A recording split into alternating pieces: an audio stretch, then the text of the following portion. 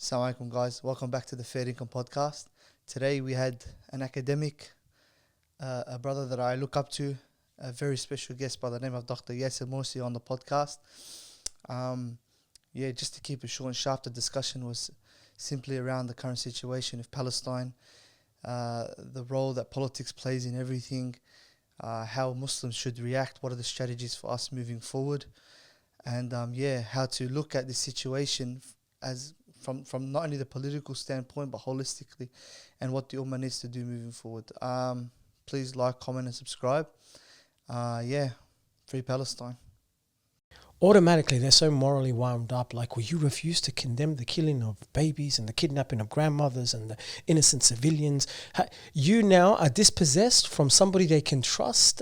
Now they can show the world, how can you trust this person who won't condemn terrorism? Yeah. They're morally inept. They lack basic humanity. They're filled with hate. They allow, and they're quiet on Jewish lives, right? Mm-hmm. So instantly you're dispossessed as somebody who can give testimony. Yep. If you refuse to condemn Hamas. Fair Income. Welcome to the Fair Income Podcast again. I wish we had better circumstances to bring Dr Yassir on, but alhamdulillah, whenever we can get Dr Yassir on the podcast, it's a feat for us. So I'd like to welcome Dr Yassir Morsi on the podcast. Assalamu alaikum. Thank you for having me, bro. Thank you for taking the time, bro. Well, I appreciate it. Alhamdulillah. Just for a little bit of context, inshallah, and correct me if I'm wrong, Dr Yassir is an author and lecturer at Latrobe University. He lectures in politics and... Yeah, politics. So my background is political theory, but I sometimes jump through different departments in teaching politics. Been teaching around racism, Islamophobia. Sometimes you'll find me in the debate around criminology, social inquiry department, which I'm currently at. But yeah, generally my PhD was in politics. Yeah, beautiful. Yeah. So we'll probably, inshallah, in the future, probably grab you back on, inshallah, to speak a little bit about just politics in general and how it's involved in everyday life. We'll probably touch on it a little bit here as well, because the current situation that's going on with the apartheid in Palestine. One thing I wanted to read to actually begin the podcast, I think it's very important for everyone to understand before we go into it, the historical context. Who I'm going to quote the now President of the United States, Sleepy Joe Biden. He said, and he reiterated this, Israel is the best investment that America has ever made. Best $2 billion investment, he said. He said the reason being, if there were not an Israel, the US would have to invent one in order to protect her interest in the region. What does that spark in you, bro? A couple of things. Firstly, a rare honesty, almost, in probably an unintended honesty, especially the line about an invention of Israel. Power, politics, major power and big states, the US, have the capacity to invent things, invent narratives, invent problems, invent solutions to sway public and global opinion for their own interest. It's hardly ever a game about truth or lie. It's mostly a game about how much we can take and how little we can give back. So from a theoretical, political theory point of view, it makes sense that, and as I said, it's seemingly a rare, maybe unintended honesty. As for the first part of the Israel being the best invention, I'm not sure that's Investment. true. Investment, sorry. I'm not sure that's true. And it all depends from whose perspective, of course. I don't even think it's true for Israelis or Americans.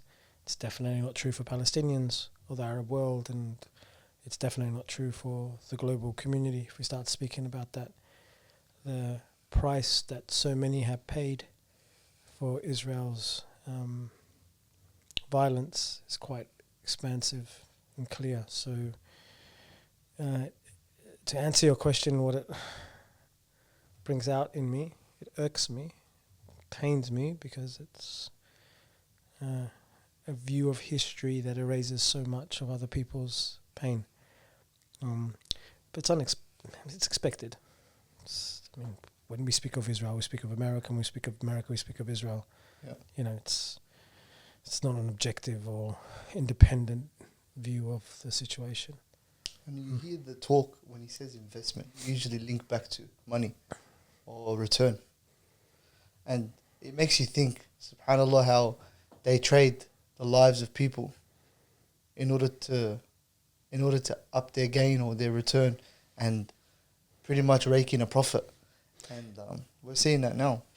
Yeah, look, there's many different ways for us to, and I think it's important for us to have these discussions, how we, there's politics, there's what's happened, there's what's happening, and then there's political questions of how to understand politics, how to frame it, how to recognize things. So you're tapping a little bit into the kind of realist paradigms or ways we see politics. Interest drives everything, right? Powerful states do what they need to do to advance their interest. Their security is prioritized over other people's security. They may speak the language of humanity and humanism and we're all one and don't target civilians, and they may speak that language, but when we strip that language away, we see a very realist type of politics. We will do what we have to do for our interest that comes first. And that's one way of seeing politics, and that model, when we start using that model, it makes a lot more sense than the US as some type of ambassador and champion for international law and order and democracy and freedom for everybody. We've got enough evidence to cite the multiplicities of hypocrisies that counter the US as a champion of all of humanity, and equal amount of evidence to show that they will do what they have to do for their interest and their allies' interest, which also aligns to their interest. So I think we who find ourselves living in the West as minorities have to do two things: archive, list all the evidence of what's happening in the world, but also think through about how to theorize or how to think about politics, how to talk about politics without borrowing the language that they provide for us. Because that language often frames them as heroes and us as the opposite of heroes, right? So, there's two parts to it, and I think we're touching on that. We're beginning to see the realist element of the global order.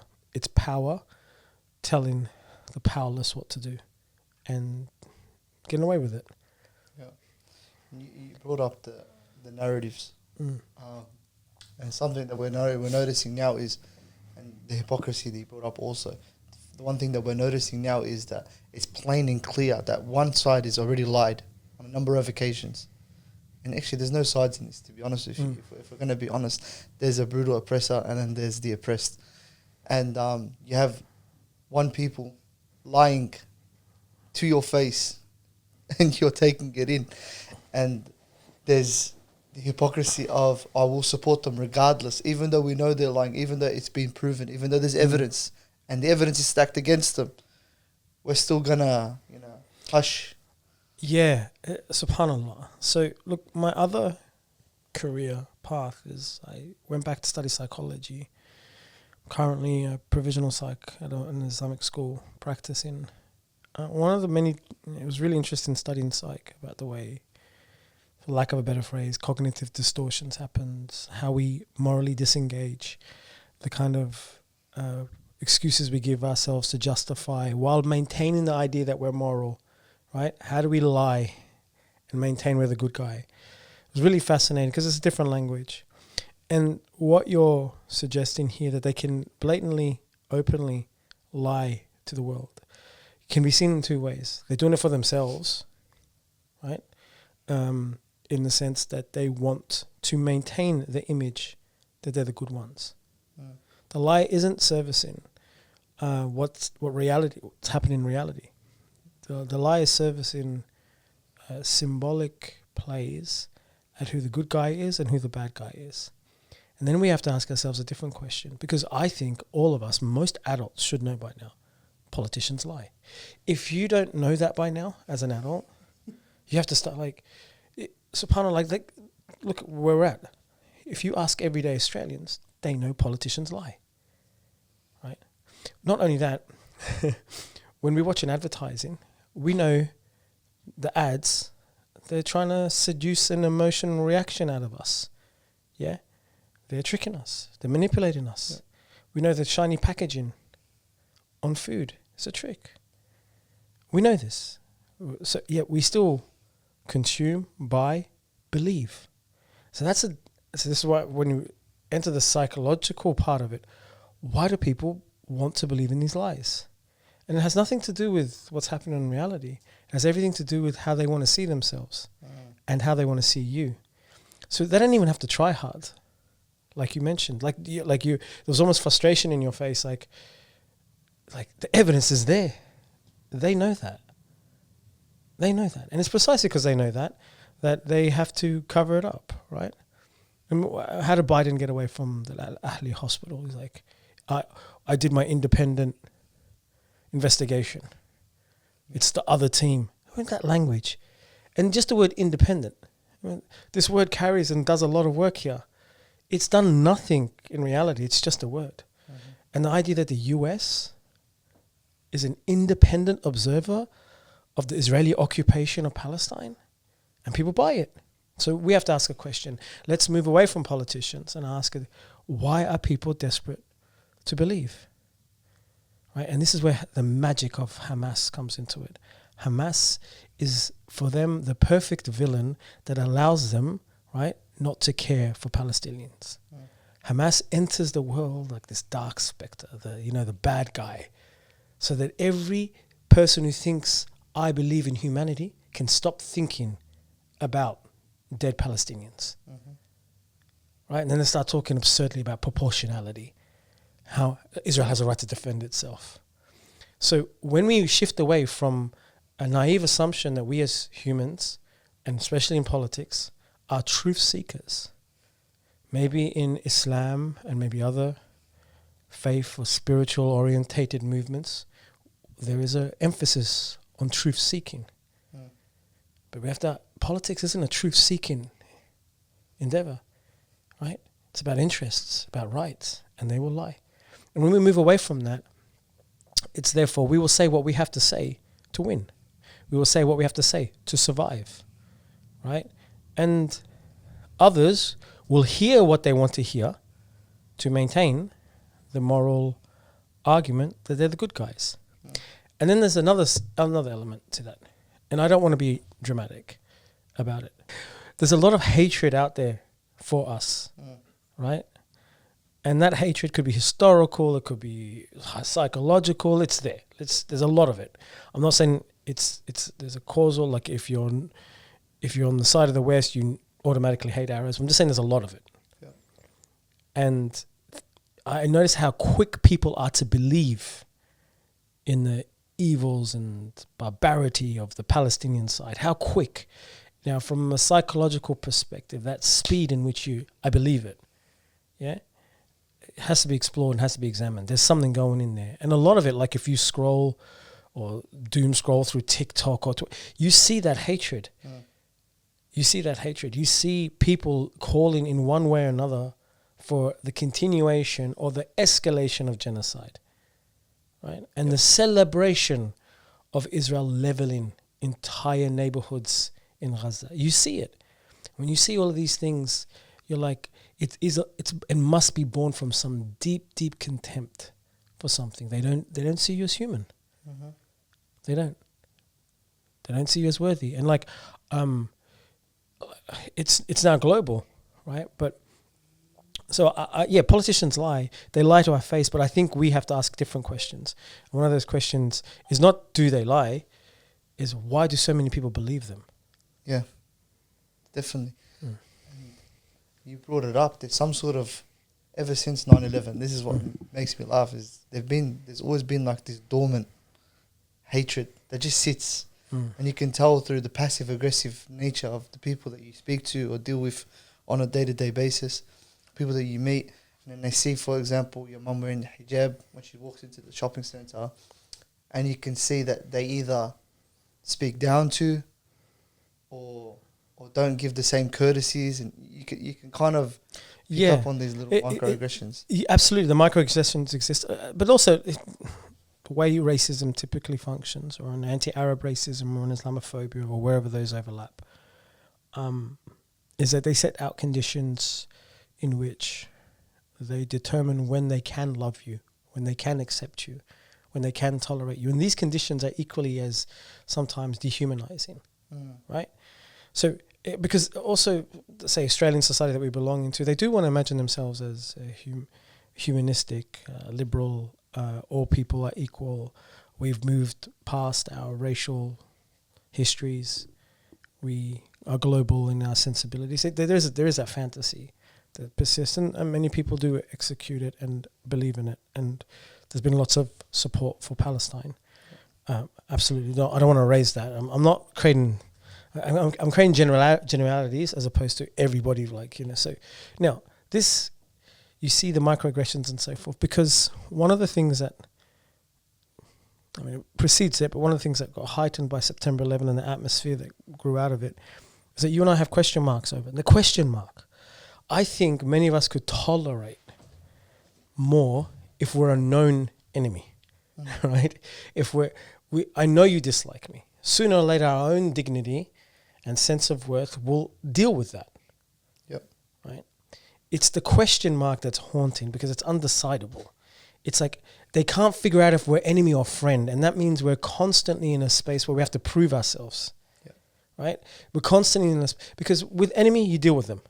Yep. Either get rid of them, fight them, kill them, whatever, right? Or leave them. With a friend, you work with them, you ally with them, you have peace with them. With the undecided friend, I can't figure out, we are now in the constant, everyday cycle of having to solve a problem for them. Are you with us or against us?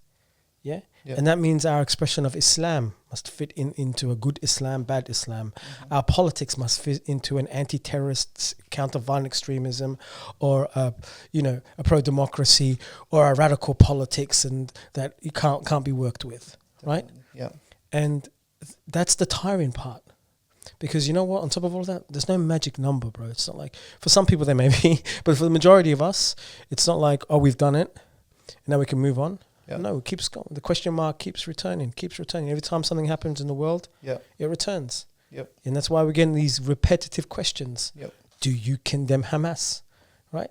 It keeps coming back. So in that sense, these microaggressions are the results of their internal trying to figure out whether they want to be who they claim to be. Yes.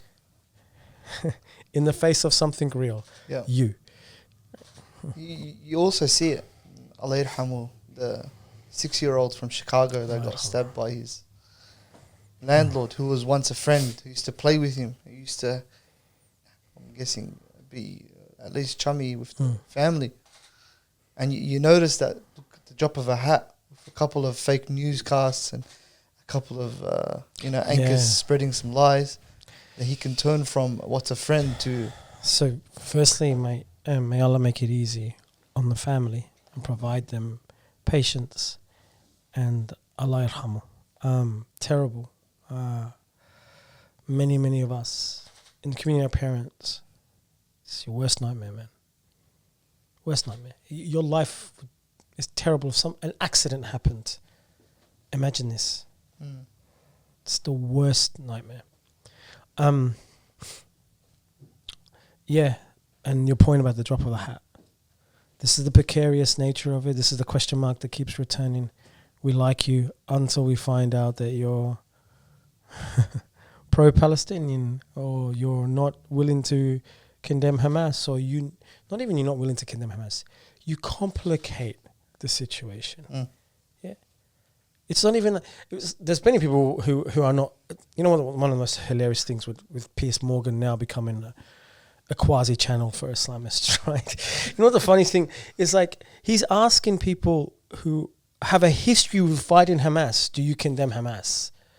It's just complete, like... So the question functions in a very different way. So you're not even allowed to have nuances. And so you're right, this example of this tragedy is... It shows that you and I can be here for multiple generations.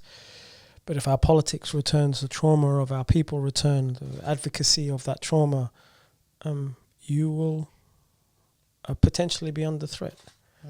And in this case, life was taken. Yeah. There's also, subhanAllah, may Allah subhanahu wa ta'ala make it easy for the family. There's also the topic of confirmation bias. Obviously, we talk about that lying, dormant hatred for the Arab or for the Muslim, or even if it's intolerance. Let's say intolerance, just because hatred is probably a strong word. When we speak about confirmation bias, it's like they believed it, you proved it wrong, but they only believe it for a certain amount of time. There's like an expiry date on that tolerance. Is there... what's our way as Muslims moving forward? What's the right way for us to maneuver? I've said this for as long as I can remember. I'm gonna be, and it's been misunderstood a lot of the times, but so I gotta probably slow down in the way I explain it. But it's not your job to convince them. It's your job to be the best version of yourself you can be. It's your job to speak truth wherever it may be required to, and sometimes truth comes in the form of silence, right? And if Allah subhanahu wa ta'ala opens their hearts, it's up to God. You fight, you go your path, and victory is from God. There's the assumption that we should set up our expectations, that we would do our work, speak our truth, and hope that the other side, they, humanity, whoever, believe us, is a symptom of the fact that we are politically weak. We recognize that we need their security. We need their approval. We need their favorable judgment, right? And politically speaking, it's a bad play. If you want to be secure, build your security. Yeah? If you want your voice to be heard, build your media platforms. Yeah, it may take 20, 30 years, but build them, right? If you want your people and your next generation to know your history, build your schools and your universities. Build your disciplines. That's not to say that I don't believe working or talking or dialoguing, but sometimes we're invested in the idea that if I convince them of something, if I manage in the form of like dawah, political dawah, if I change their mind, that somehow that leads to a success. It could, but like you just said, it might collapse again, right? And so for me, the more solid project is for us to build our own world. And that doesn't mean being exclusive. I don't want to talk to anybody. Live your life, be your best version. I often say this, like people use dawah often as an example. If you want to give dawah for seeking the pleasure of Allah subhanahu wa ta'ala, or you believe it is a form of obligation, give dawah. But if you're trying to give dawah to stop Islamophobia, that for me needs questioning. Yeah? Because basically you're setting the standard that we are deserving of Islamophobia until we're proven that we're decent or good people. No one is deserving of racism. Even bad people do not deserve to be discriminated against, right?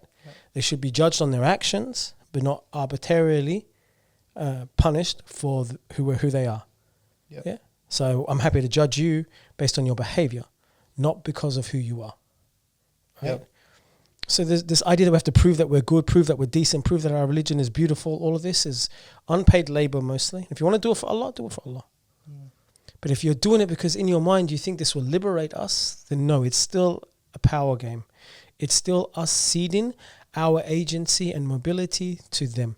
And I've never done that. I like my form of anti-racism was not to go out there and convince white society that Muslims are XYZ, that Arabs are ABC, that we're Australian too, go the Blues, go the Tiger. I don't do that. Yeah, because for me, that's a function of racism. Yep. Anti-racism is to give back to your people because there's a discrepancy, there's a deficiency, there's a gap. They need more education, they need more counseling, right? They need to know more of their history, right?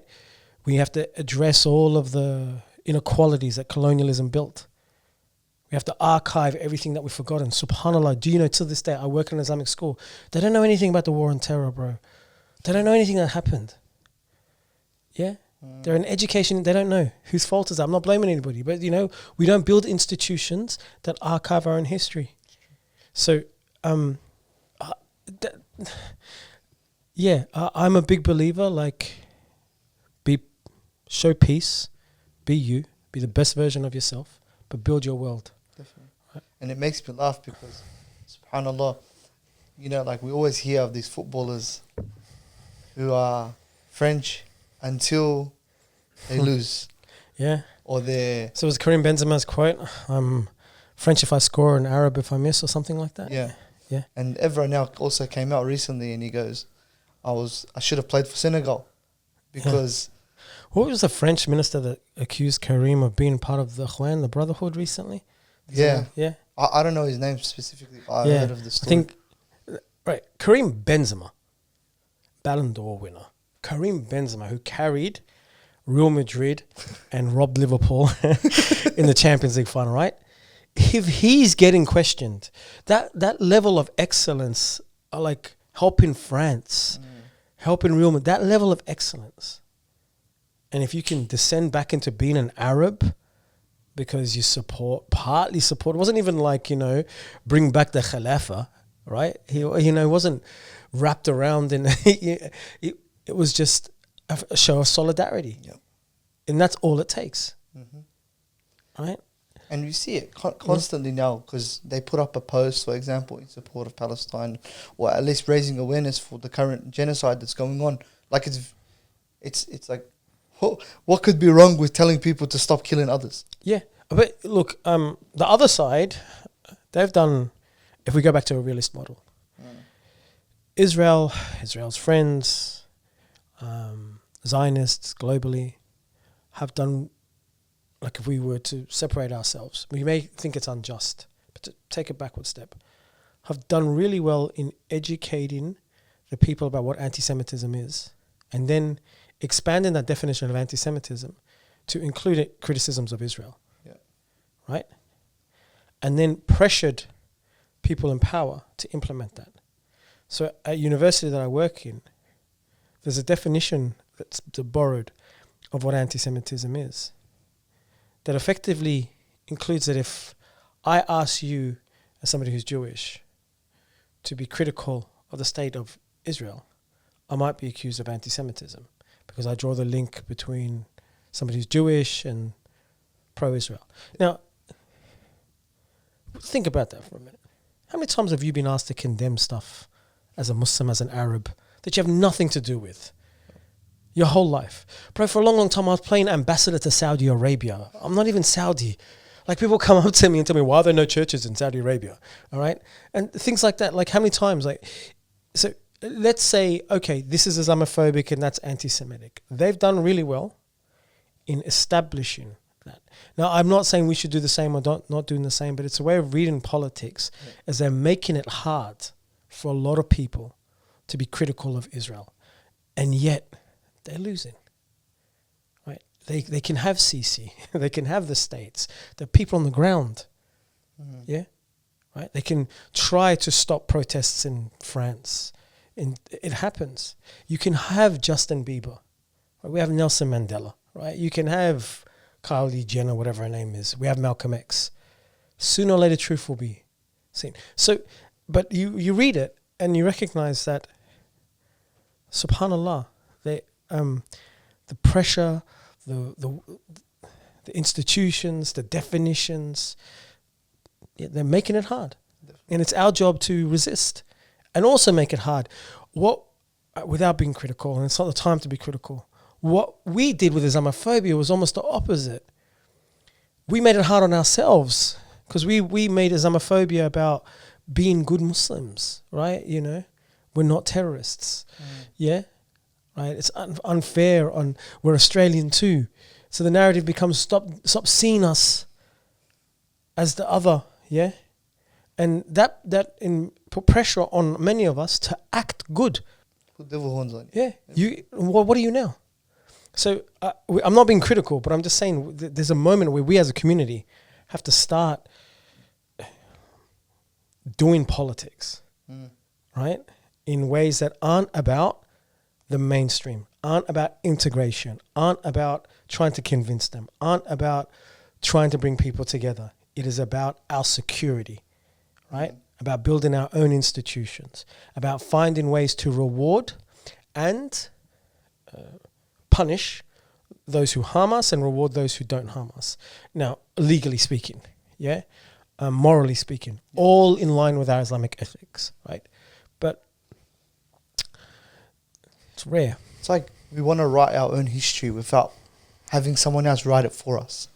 Yes. You know Now, part of the problem is we don't own the pen. Yeah.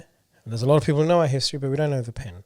And this is why spaces like this eventually, inshallah, may grow.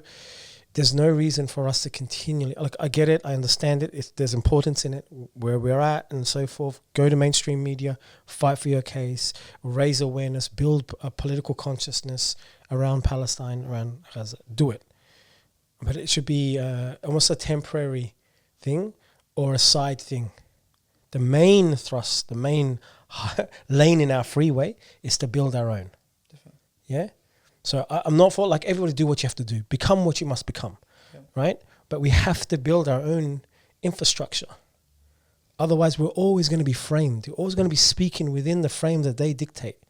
And it's really, really hard to talk about nuance and complexities in history within their frame that wants to simplify you. Yeah. So sooner or later, we're going to have to break free. And it should begin today. It should begin in our generation. We have been given enough evidence. Well, I'm older than you guys, but you've been given enough evidence, right? You've got enough skill. You understand the world enough. Yeah. Build, inshallah. And they utilize the one thing that we all fear the most, which is economic, is our economic safety, yeah? Our security. Majority of the thing is, and I'll give you an example, is the fact that our community leans on. Brother, let me tell you something, yeah? Believe me, one of the lack of political, again, not a criticism, but one of the frustrating things for me is how many people confuse what politics is. A lot of people think politics is about your values, about your stance, about your position. Yeah. Politics is about the distribution and the control and the securitizing of resources and ultimately your safety and your ability to move and mobilize. Politics is tied to the concrete, to the real. So if they control the economy and they control the military, yeah, your ideas are less relevant. Believe what you want to believe, but you're no material threat. Yeah? So they can control and pressure the Gulf states, the old Arab states, you know, the Muslim world economically because of what colonialism built and so forth, militarily, yeah? And even if the whole streets of these societies have something else in their hearts, what happens? We suppress the people. We control you. Yeah? So there's this idea, like for us, do you know how many people will be silent because they're worried about losing their jobs? Right? Yep. Or government funding. Yeah. We're worried. Mm-hmm. So for us, this is what I'm saying. Like, then we okay, it's true. Consciousness about what's going on in the world is super important. It's maybe a step that liberates us, sure.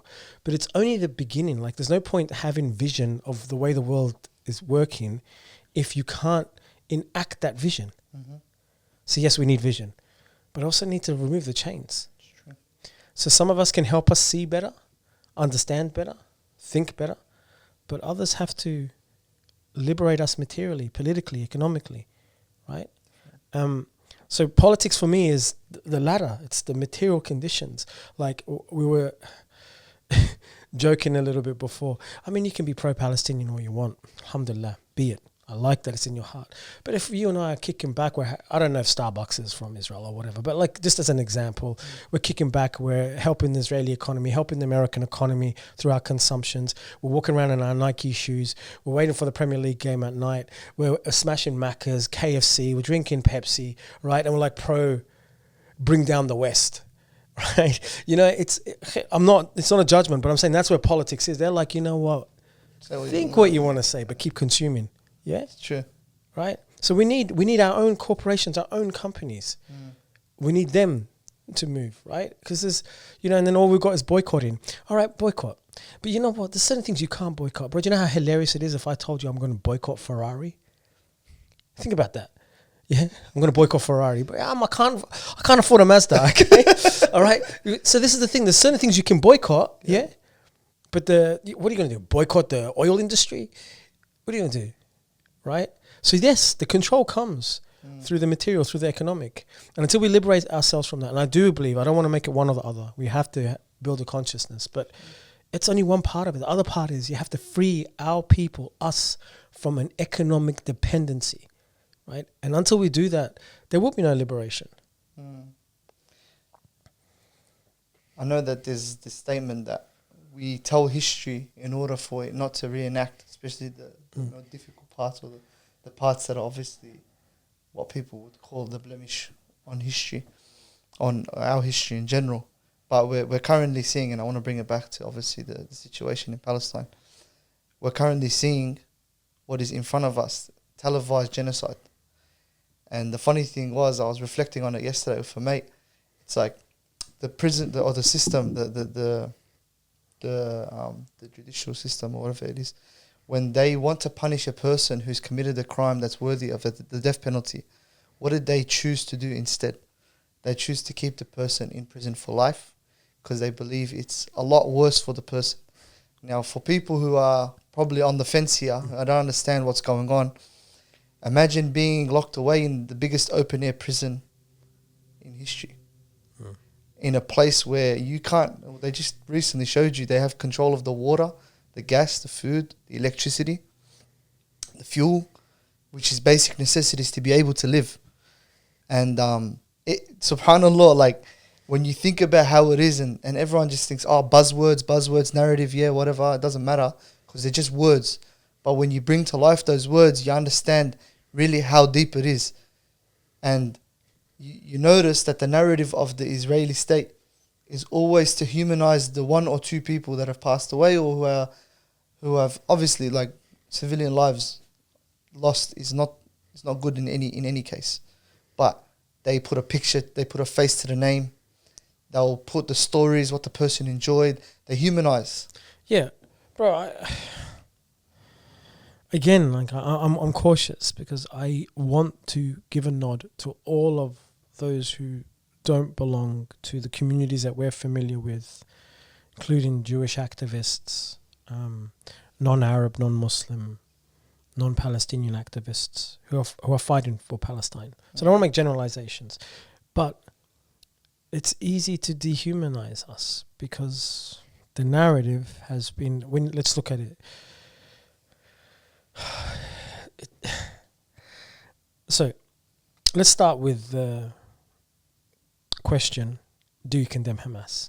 Okay, let's start with that. What that question does. Because that question is tied to a lot of this dehumanizing. Because as I've referred to earlier, Hamas is kind of like this magic substance that stops people from thinking, stops people from searching. And you don't give it to the people who want to think, you give it to the people who want to stop thinking about it. And therefore they can turn away from all that's happening and all that has happened in Gaza and Palestine, right? And the region. For not just 75 years. We go before 48, right? We go all the way back.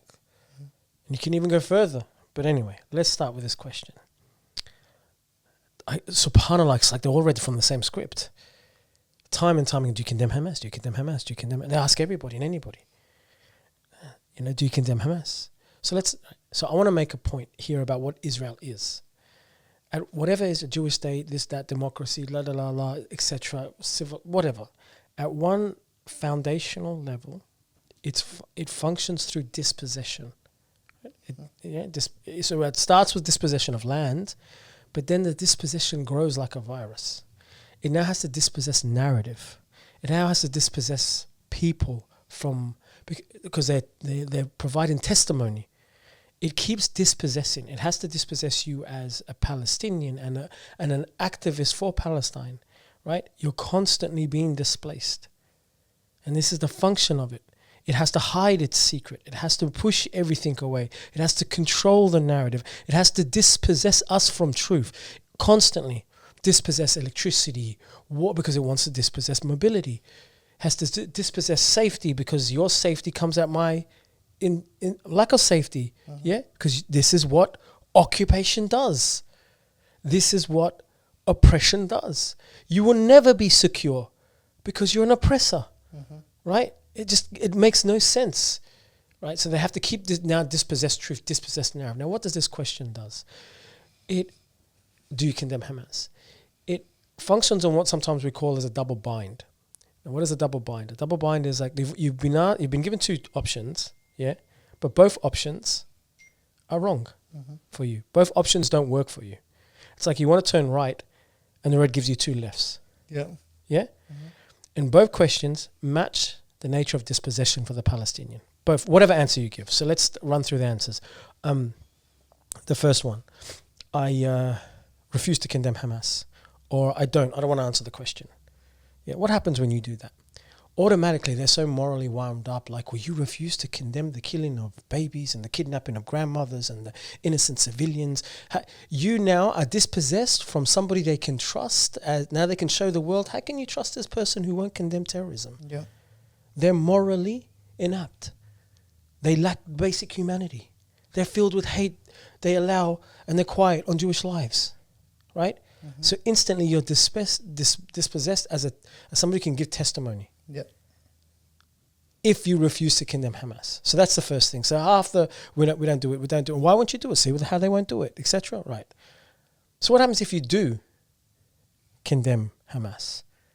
Right. Now the debate shifts. It's another form of dispossession. It's another left turn when you want to turn right. Now the debate becomes about Israel's right to defend itself. Now the debate comes about, well, if you agree Hamas is this evil, then Israel must do what it has to do. What's the proportionate response? Yeah. What's the proportionate response? Now that you've agreed that Hamas is this evil, then Israel has a right to extract this evil. And unfortunately, they're saying that unfortunately in all wars, civilians die, right? What's the proportionate response? Yeah. And then the escalation happens. Well, Hamas is so evil, they hide civilians in hospitals. And so now you're framed. So there's two types of this. I dispossess myself as a moral authority on the issue, or now I dispossess Palestinian history, and I have to speak about this discussion in the framework of Israel being a victim and its right to defend itself. So there's no right answer. Yep. Right? And then we know intuitively that's why we don't do the condemnation. It's not because we want to see innocent people die. It's that we know you're framing the debate that erases the Palestinian story.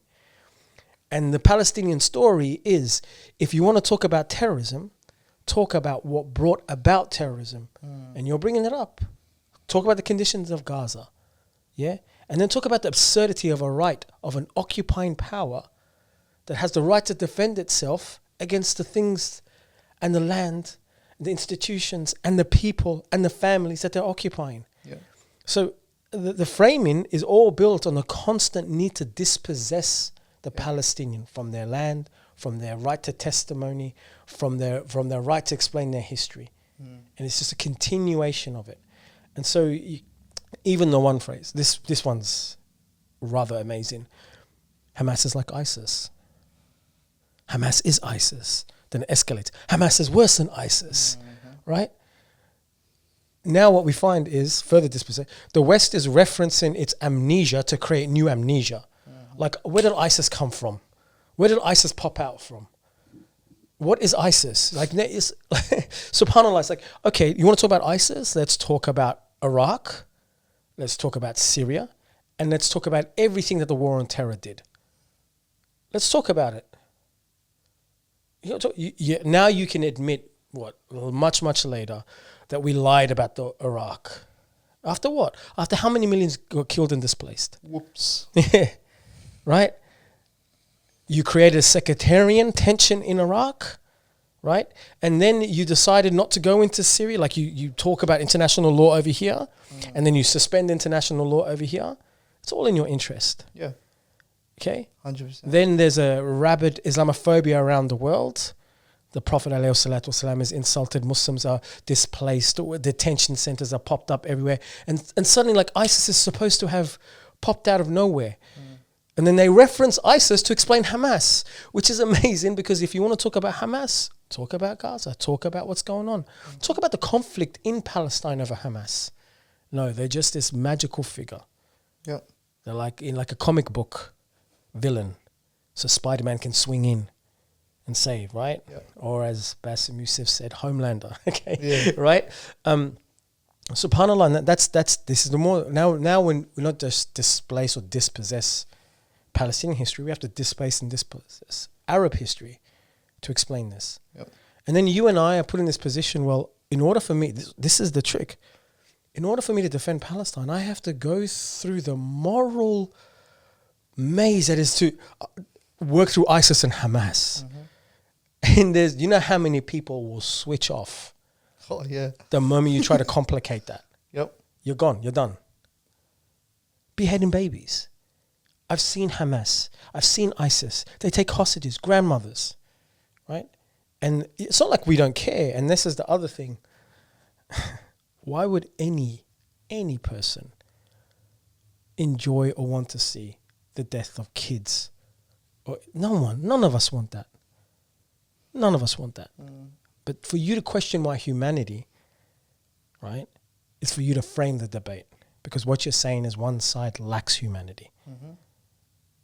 So, these framing have to be, like there are things that happen on the ground, but we also have to be cautious of framing. And we should know now by a community that the media, that the politicians are not neutral, right? And in every debate, there's the facts on the ground, there's the history, there's the reality, and then there's the way we frame the debate.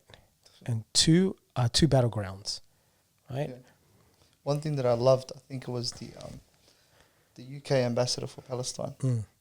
He said to Piers Morgan, was obviously he's probably been the one go-to person that everyone's been going to. Still does my head in, but whatever. Yeah, it just doesn't make sense. Yeah. SubhanAllah. Oh, I've been neutral. I don't have a horse in the race. Garbage. He keeps bringing that up, Yeah. and the funny thing is, he keeps bringing up the fact that he was against the Iraq war, like as if he made some sort of a feat in speaking common sense and rationality. That's an amazing point, bro. SubhanAllah. I like that point. You know, growing up, a friend of mine used to tell me that he's Somali, right? And he would get these strange moments where he would tell me that people will come up to me, white people come up to him and tell how they opposed the apartheid in South Africa, how they're against racism. And then there'll be this awkward pause, as if they're waiting for a congratulations, Yeah. a round of applause, a thank you. And we're like, well, you oppose the obvious. It's like all of us saw it, right? Yeah. You're not. And then he's like, well, it's supposed to be testimony. Yeah. It wasn't an achievement, man. It wasn't an achievement to know they were lying. Wallahi, it wasn't. Yeah. It was not an achievement. And now that you're using it in this moment to kind of morally position yourself as a neutral observer while espousing nonsense, Yeah. right? Oh, the BBC did it, it's independent. Like, come on, man. And even if we ignore Ahli Hospital, and we shouldn't, but even if we did, do you want proof of how many schools, hospitals Israel has bombed? Do you want, like... Bro, the Nakba's enough. Yeah? Wallahi. Like there's doctrines around. There's the Hayya doctrine, where Israeli generals come out and say, this is during the 2006 war in Lebanon, right?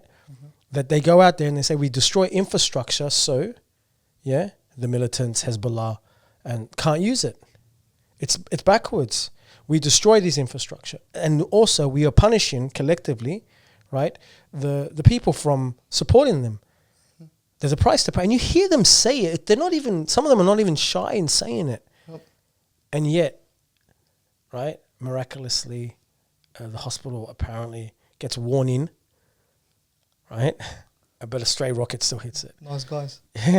Amazing. You know? So all of it, you're like, what are you saying, Piers? What are you saying in the world? That this is beyond Israel? Yep.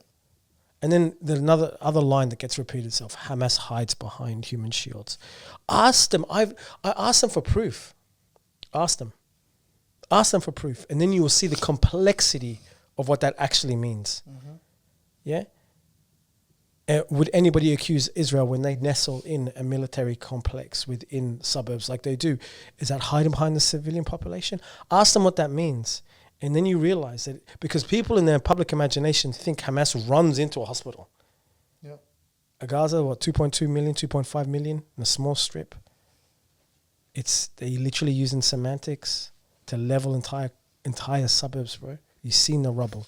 And how many times have you and I grown up watching mothers and fathers wail as they pull their kids out of rubble, whether it's Palestine, whether it's Syria. And then even with the earthquakes, man, our people have suffered, right? And somehow when you look at the international word, Hamas, and Hamas stops them from thinking. Yep. ISIS stops them from thinking. So, yeah, all of these framings are done. Not for us. Believe me, they're not. It's not about reality. It's like, how do I maintain? It's a form of moral disengagement. How do I maintain that I'm a good person while maintaining my support for Israel? Right? And Hamas helps them do that. Yep. And believe me, there's no point blaming Hamas because Biden said it. They will invent a Hamas if Hamas didn't exist, right? They will invent it. And I want to do a thought experiment. Sorry for... No, go ahead. Imagine, bro, this happened. Since you want to... Imagine a Muslim country took over Australia, right? Annexed it, put checkpoints in, took its land, its resources, controlled all of it, propped up its leader, made people like Walid Ali the prime minister, right? Whatever, right? It just mirrored much of what, for the security of its own need. Imagine we did that. Are you trying to tell me that in Australia's resistance to this fictional takeover, you wouldn't find militant white supremacists? You're trying to tell me that you wouldn't find an equivalent to Hamas? Bro, they lost their mind over immigrants. They will reclaim Australia, over us legally coming here. Yep. Right? People lost it. People went to rally because Vegemite became halal. Right? They're upset at our immigration. Imagine we took over. We have people shooting up in Norway and in Christchurch because of immigration. Are you trying to tell me that if we took over your country, not once, twice, 3 times, built a world order where we repressed your people, you wouldn't get Christian white supremacist militants? Yeah? And are you trying to tell if we did that, you'd blame the Bible? It's a political... Hamas is born out of a context. No. It's pure evil. Descended from somewhere. Popped out of nowhere. They hate the Jews. They want to wipe them all out. And what are they dispossessing here? History. Ours and theirs. Right? And that's the framing of the narrative. And then you and I enter this debate. We're like, we're cooked before we're even ready to... I haven't even taken my jacket off. I'm done. Right? So, it's our obligation. This is why I'm saying there's 2 parts of it. I don't believe in weighing through that. Just build your own, man. Yep. Well, I build your own. Is there... and this is probably a very open-ended question. And I'll leave it to you to answer, inshallah. But is there a way out for us in the West when it comes to these kinds of... I don't like living here. But I want to say alhamdulillah. So I want to premise that. Materially, I am in the top 10% of the world. Without being even, I'm not saying I'm rich. It's just by living here. So I don't want to sound ungrateful for all that Allah subhanahu wa ta'ala has granted me. But it comes at a price that you don't really fully appreciate until you become older. I'm tired of constantly, bro, a lot of my generation, we don't even realize it until we start doing therapy or seeing a therapist or becoming a therapist, right? We have some problems, man, like paranoid, we have unresolved anxieties. Maybe it's not related to our families and our political context, but the world isn't built for you. Now you can integrate, you can become. I don't want to make it sound like the door isn't open. The door is open, but this always comes at a price. Sometimes that price is mirrored by the length of your beard. It's how much you're willing to. And I don't even think they have a problem with you being religious, quote unquote. They have a problem with you being political, right? They have a problem with how much you bring from the other world to this place. You have to be remarkably skillful, remarkably talented in reading people, in mobilizing, reading rooms, to carry that politics and survive. And if you have any cracks, any personality deficiencies in any way, shape or form, you're done. If you get angry too easily, you're done. Right? If you don't trust too easily, you're done. You have to be super, super good. Right? Yep. And even then, right? So it's very, very tiring. And a lot of people just give in. They're like, I'm just going to focus on my family. I'm going to focus on my degree. I'm going to focus on I'm going to focus on zakat. I'm going to focus on this, right? And then if you do that, part of you burns when you see these images again. You're like, well, I'm not doing enough, right? So the solution in the West, to answer your question, is premised on two things. I think, it's going to sound strange, but bear with me. I have some brothers in my world that they celebrate fake victories. Oh man, do you see Muhammad Hijabi smashed Piers Morgan? Do you see what Daniel H did? These are victories that give us a sense that we're winning something. And really, all right, you had a slap. You destroyed that atheist. MashaAllah. And one of the things we have to do is that these victories are exaggerated in our minds. It's going to sound strange because we haven't accepted defeat yet. And we have to accept defeat. And the only reason why I say that is because the only way we know what victory looks like for us is if we also know what defeat looks like. If you think we're winning, you don't know what victory looks like. And now we're just in the fantasy space of celebrating. Oh, we destroyed feminism. We destroyed atheism. While you're going next day working 9 to 5, paying your taxes, consuming, right?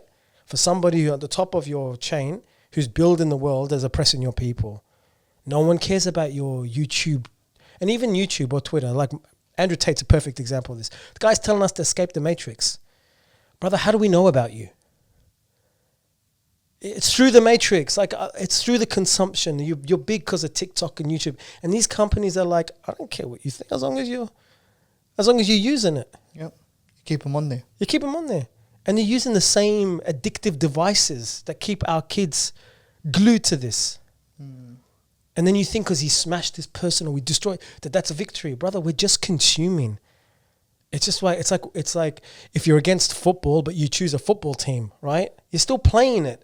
Yeah. So one of the things that we need to do before we ask the question, what's the future for Muslims or what is their future in the West, is that we need to know what victory looks like.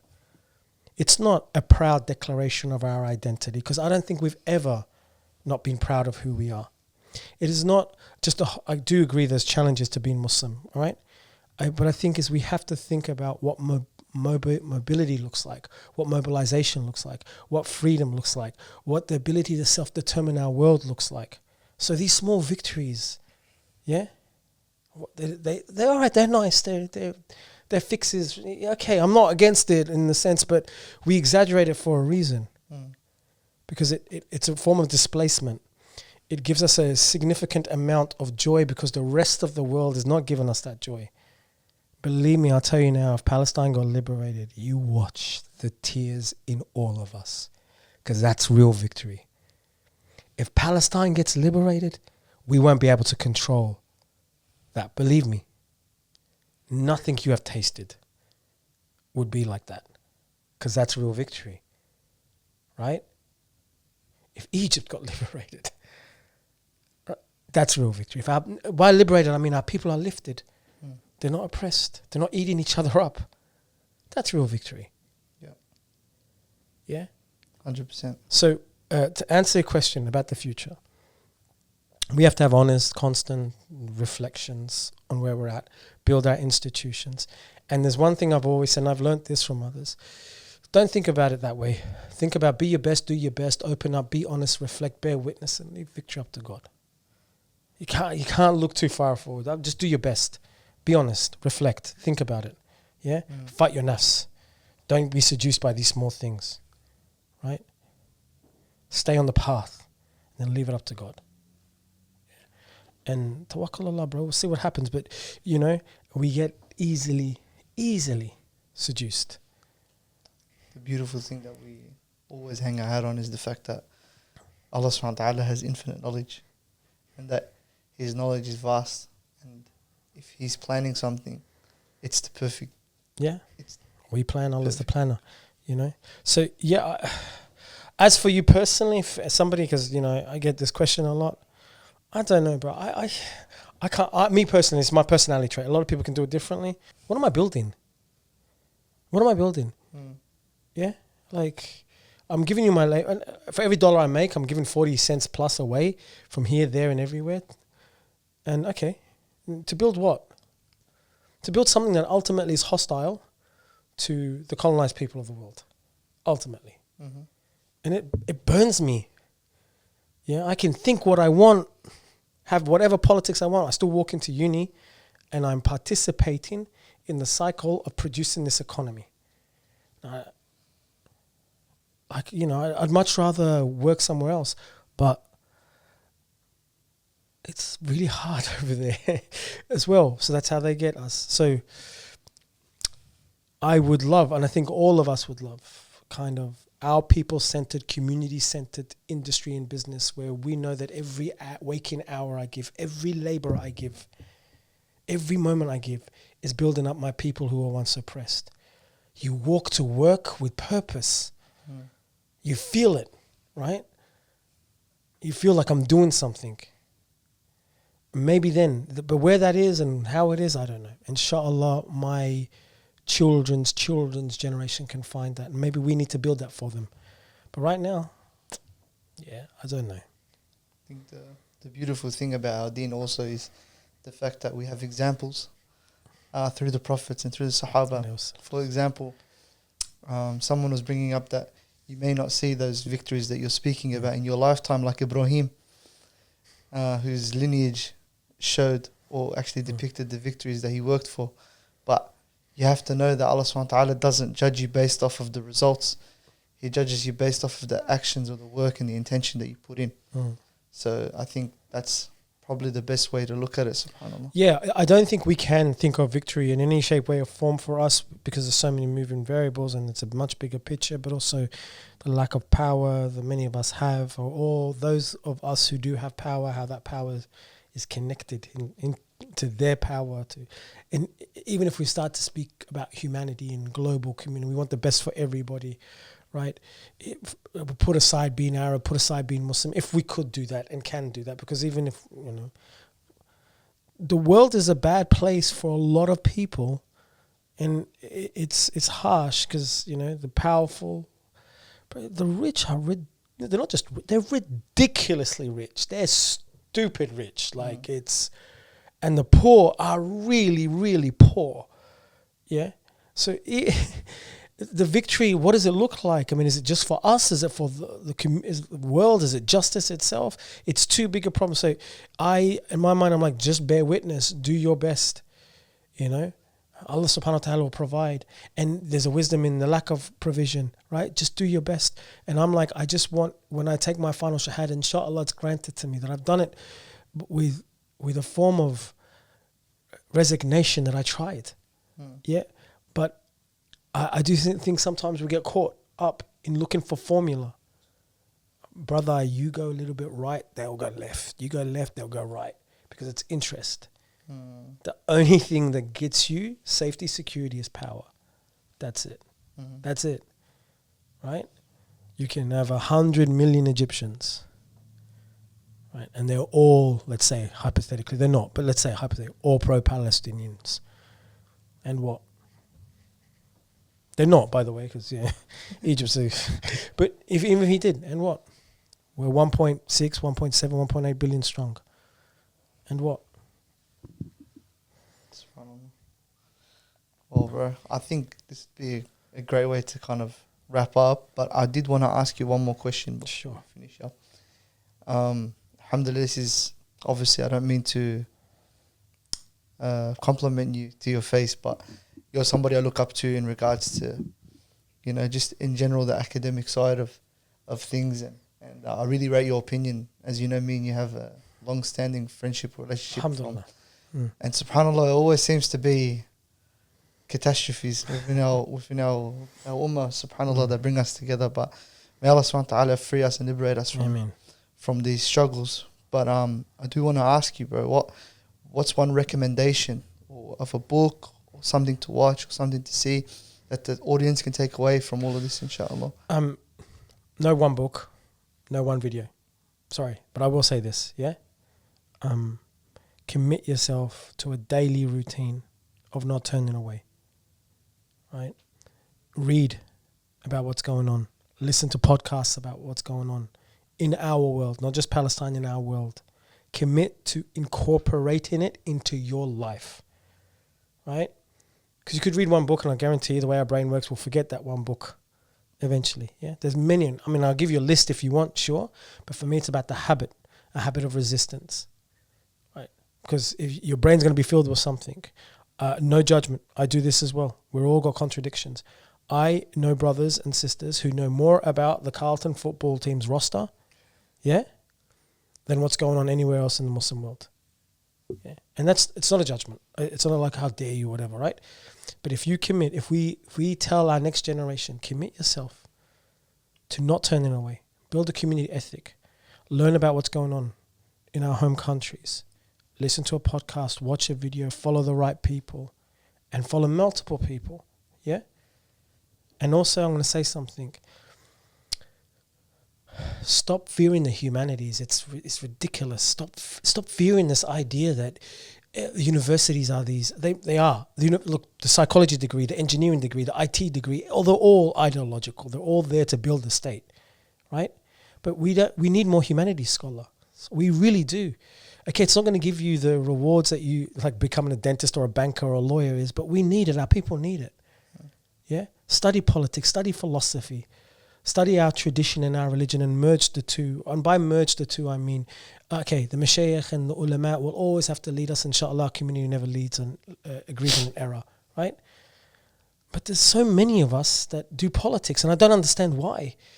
Like, we need more. We need support, right? So I would say, to answer your question, give 10 years of your life to learning about your world. And if all that 10 years does is inform your children, alhamdulillah, that's a victory. Okay? If that's all it does. If it does more than that, khair. Right? So find your podcasts, find your books, find your thinkers, and include it in your habit.